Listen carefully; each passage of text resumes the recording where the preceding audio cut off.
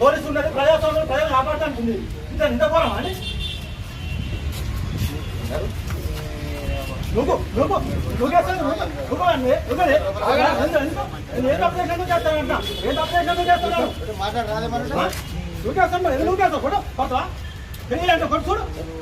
చూడండి అంటే సీఏ గారు ఇచ్చిన 7 గంటల కంటే కూర్చున్నా నేను 7 గంటల వచ్చి కూర్చున్నా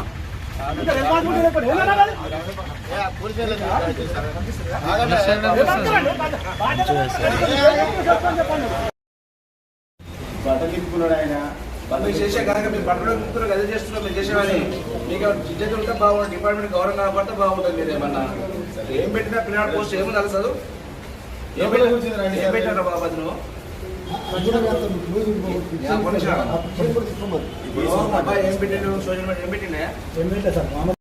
ఖచ్చితంగా మీకు మూల్యం చెల్లిస్తారు ప్రజలు. రేపు అధికారం వచ్చే రోజు కూడా ఇదే పరిస్థితి మీరు ఎదుర్కోవాల్సి వస్తుంది. ఇది మంచి సాంప్రదాయం కాదు.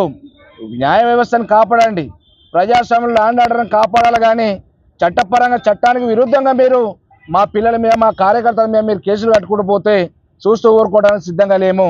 ఇప్పటికి 18 నెలలు అయింది, అయ్యేది లేదు పోయేది లేదు గవర్నమెంట్ తోటి. ఇంతకంటే ఎక్కువ కట్టుకుంటారు, 2 కేసులు కట్టుకుంటాం. కానీ మేము కూడా ప్రజాక్షేత్రం మీ బట్టలు బీకే కార్యక్రమం చేస్తాం. మీ డిపార్ట్మెంట్ని గౌరవిస్తున్నాం. మీరు దిగజారు చేస్తే మేము కూడా మీ రకంగా చేయాలని కూడా మేము ఆలోచిస్తాం. ఎందుకంటే ప్రజాస్వామ్యంలో మాకున్న పద్ధతిలో న్యాయ వ్యవస్థతో ద్వారా ఏ రకంగా ముందుకు పోతాం. కానీ అతిమీరి మీరు పనిచేయడం అనేది మంచిది కాదు. ఇప్పటికైనా మీరు పద్ధతి మార్చుకోవాలని చెప్పి రాజశేఖర్ గారి సిఐ గారికి విజ్ఞప్తి చేస్తూ, అదేవిధంగా ఈ నాగబాబుని ఎవరైతే బెదిరిస్తుండో ఆ బెదిరించినది కూడా పిటిషన్ ఇచ్చిన అతను మీ ఏమంటే మరి చట్టపరంగా చర్యలు తీసుకోవాలి. ఊలేకపోతే కాల్చి తిరిగి కొడుతూ సంస్థ చేస్తారని బెదిరిస్తుండు. మరి ఆ రికార్డు ఇప్పుడు సిఐ గారికి వినిపించడం, దాని మీద ఏ పార్టీ చర్యలు తీసుకుంటారో మీరందరూ మీడియా వాళ్ళు కూడా చూసారు.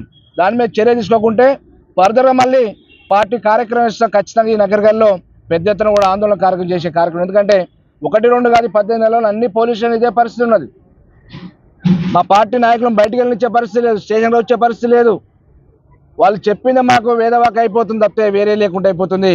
ఇలా పోలీసు రాజ్యం నడుస్తుంది, అటవిక పాలన నడుస్తుంది, రాక్షస పాలన నడుస్తుంది. నగరికల్ నియోజకవర్గంలో ప్రతి చోట కూడా అదే పరిస్థితి. ఇప్పుడైనా కొద్దిగా మరి ప్రజాస్వామ్యం కాపాడే పద్ధతిలో మరి ఖచ్చితంగా చట్టాన్ని గౌరవించి మేము వస్తున్నాం. డిపార్ట్మెంట్ మాకు గౌరవం, కానీ మీరు చట్టాన్ని తొంగలో తొక్కుతురు. ఎందుకంటే ఆ యూనిఫామ్ వేసుకుని కూడా ప్రయోజనం లేకుండా పోతుంది. ఖచ్చితంగా ఆ గౌరవం కాపాడే పనిలో ఉండండి ఇప్పుడైనా దయచేసి.